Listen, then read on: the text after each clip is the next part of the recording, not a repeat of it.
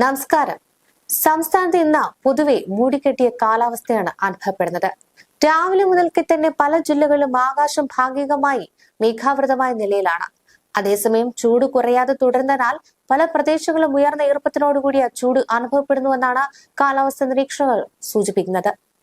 ഇന്ന് സംസ്ഥാനത്ത് പരമാവധി താപനില സാധാരണയേക്കാൾ ഉയർന്ന നിലയിൽ തുടരുവാനാണ് സാധ്യത. ചില വടക്കൻ ജില്ലകളിൽ 34 മുതൽ 36 ഡിഗ്രി സെൽഷ്യസ് വരെ താപനില ഉയരുവാൻ ഇടയുണ്ട്. മേഘാവരണം ഉണ്ടായിട്ടും ഈർപ്പം കൂടിയതിനാൽ ചൂട് കൂടുതൽ അനുഭവപ്പെടാൻ ഇടയുണ്ടെന്നാണ് കാലാവസ്ഥാ വിദഗ്ധർ പറയുന്നത്. ഉച്ചയ്ക്ക് ശേഷം അന്തരീക്ഷത്തിൽ ഈർപ്പം വർദ്ധിക്കുകയും മേഘ സംഘടന ശക്തമാവുകയും ചെയ്തതിനാൽ ചില ജില്ലകളിൽ ഇടിമിന്നലോടുകൂടിയ ഒറ്റപ്പെട്ട വേനൽ മഴയ്ക്ക് സാധ്യതയുണ്ട്. പ്രത്യേകിച്ച് തിരുവനന്തപുരം, കൊല്ലം, ആലപ്പുഴ, എറണാകുളം, കോഴിക്കോട്, കണ്ണൂർ, കാസർഗോഡ് ജില്ലകളിൽ ചില പ്രദേശങ്ങളിൽ വൈകുന്നേരം മുതൽ മഴ ലഭിക്കുമെന്നാണ് പ്രവചനം. മഴയോടൊപ്പം ചിലയിടങ്ങളിൽ ഇടിമിന്നലും മണിക്കൂറിൽ 30 മുതൽ 40 കിലോമീറ്റർ വരെ വേഗതയിലുള്ള കാറ്റും ഉണ്ടാകുവാൻ സാധ്യതയുണ്ട്. അതുകൊണ്ട് തന്നെ ജനങ്ങൾ ജാഗ്രത പാലിക്കണമെന്നാണ് മുന്നറിയിപ്പ് നൽകിയിട്ടുള്ളത്. ഇടിമിന്നൽ സമയത്ത് തുറസായ സ്ഥലങ്ങളിൽ നിൽക്കുന്നത് ഒഴിവാക്കുക. സുരക്ഷിതമായ സ്ഥലങ്ങളിൽ അഭയം തേടുകയും ചെയ്യണമെന്ന് അധികൃതർ നിർദ്ദേശിക്കുന്നുണ്ട്.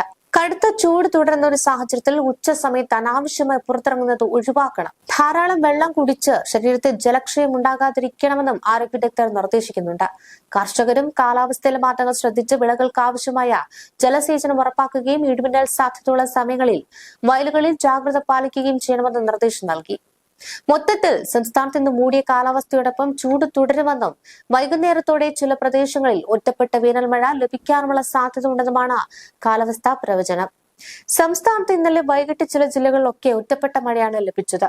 വടക്കൻ കേരളത്തിലും മധ്യ കേരളത്തിലെ ചില ഭാഗങ്ങളിലും ഇടിയോട് കൂടിയ മഴയാണ് റിപ്പോർട്ട് ചെയ്തത്. കോഴിക്കോട്, കണ്ണൂർ, വയനാട് ജില്ലകളിലെ പല പ്രദേശങ്ങളിലും വൈകുന്നേരത്തോടെ ചെറിയ മഴയും ഇടിയും അനുഭവപ്പെട്ടു.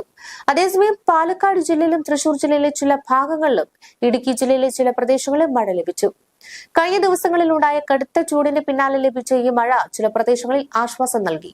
എന്നാൽ സംസ്ഥാനത്തിന്റെ തെക്കൻ ജില്ലകളിൽ പല ഭാഗങ്ങളിലും ചൂട് തുടരുകയാണ്. കാലാവസ്ഥ വകുപ്പ് അറിയിക്കുന്നതിനനുസരിച്ച് അടുത്ത ദിവസങ്ങളിലും കേരളത്തിൽ ഉച്ചയ്ക്ക് ശേഷം വൈകിട്ട് വരെ ഒറ്റപ്പെട്ട ഇടിമിന്നലോട് കൂടിയ മഴയ്ക്കാണ് സാധ്യത. പ്രത്യേകിച്ച് വടക്കൻ ജില്ലകളിലും മധ്യ കേരളത്തിലുമാണ് മഴ സാധ്യത കൂടുതലെന്നാണ് പ്രവചനം. കള്ളക്കടൽ പ്രതിഭാസത്തിന്റെ ഭാഗമായി തിരുവനന്തപുരം, അതായത് കാപ്പിൽ മുതൽ പുഴിയൂർ വരെ, കൊല്ലം ആലപ്പാട്ട് മുതൽ ഇടവ വരെ, ആലപ്പുഴ ചെല്ലാനം മുതൽ അഴീക്കൽ ജെട്ടി വരെ, എറണാകുളം മുനമ്പം FH മുതൽ മറുവക്കാട് വരെ, തൃശൂർ ആറ്റുപുറം മുതൽ കൊടുങ്ങല്ലൂർ വരെ, മലപ്പുറം കടലുണ്ടി നഗരം മുതൽ പാലപ്പെട്ടി വരെ, കോഴിക്കോട് ചോമ്പാല മുതൽ രാമനാട്ടുകര വരെ, കണ്ണൂർ വളപട്ടണം മുതൽ ന്യൂമാഹി വരെ, കാസർഗോഡ് കുഞ്ചത്തൂർ മുതൽ കോട്ടക്കുന്ന് വരെ. ഈ ജില്ലകളിൽ നാളെ മുതൽ രാത്രി 11:30 വരെ 0.4 മുതൽ 1.0 മീറ്റർ വരെ ഉയർന്ന തിരമാലകൾ കാരണം കടലാക്രമണത്തിന് സാധ്യത ഉണ്ടെന്നാണ് ദേശീയ സമുദ്രസ്ഥിതി പഠന ഗവേഷണ കേന്ദ്രം അറിയിക്കുന്നത്. കന്യാകുമാരി തീരത്ത് കള്ളക്കടൽ പ്രതിഭാസത്തിന്റെ ഭാഗമായി നാളെ രാത്രി 8:30 വരെ 1.2 മുതൽ 1.3 മീറ്റർ വരെ ഉയർന്ന തിരമാലകൾ കാരണം കടലാക്രമണത്തിന് സാധ്യതയുണ്ടെന്ന് ദേശീയ സമുദ്രസ്ഥിതി പഠന ഗവേഷണ കേന്ദ്രം അറിയിച്ചു. കടലാക്രമണത്തിന് സാധ്യത ഉള്ളതുകൊണ്ട് മത്സ്യത്തൊഴിലാളികളും തീരദേശവാസികളും ജാഗ്രത പാലിക്കുക.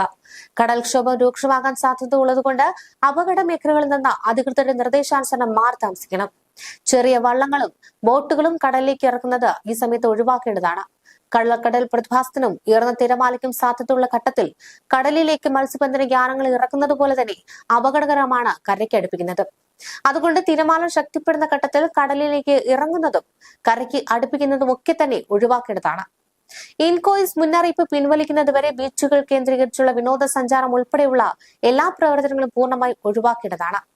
മത്സ്യബന്ധന യാനങ്ങൾ, ബോട്ട്, വള്ളം മുതലായവ ഹാർബറിൽ സുരക്ഷിതമായി കെട്ടിയിട്ട് സൂക്ഷിക്കുക. വള്ളങ്ങൾ തമ്മിൽ സുരക്ഷിത അകലം പാലിക്കുന്നത് കൂട്ടിയിടിച്ചുള്ള അപകട സാധ്യത ഒഴിവാക്കും. മത്സ്യബന്ധന ഉപകരണങ്ങളുടെ സുരക്ഷ ഉറപ്പാക്കുക. ബീച്ചിലേക്കുള്ള യാത്രകളും കടലിൽ ഇറങ്ങിയുള്ള വിനോദങ്ങളും പൂർണ്ണമായി തന്നെ ഒഴിവാക്കണം. തീരശോഷണത്തിന് സാധ്യത ഉള്ളതുകൊണ്ട് പ്രത്യേക ജാഗ്രതയും പുലർത്തുക.